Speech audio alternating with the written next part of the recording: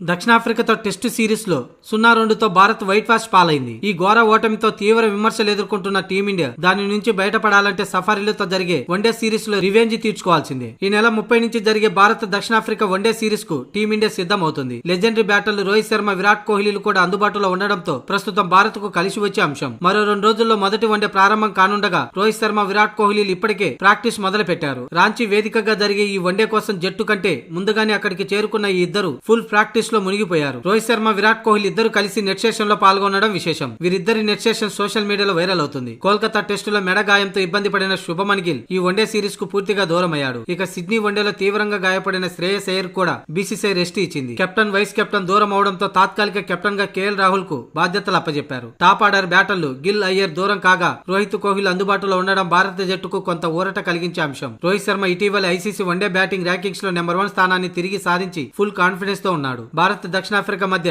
3 వన్డేల సిరీస్ లో తొలి మ్యాచ్ 30వ తేదీ నుంచి రాంచీ వేదికగా జరగనుంది. ఇక రెండో వన్డే 3వ తేదీన రాయ్పూర్ లో, మూడో వన్డే డిసెంబర్ 6న వైజాగ్ లో జరగనుంది.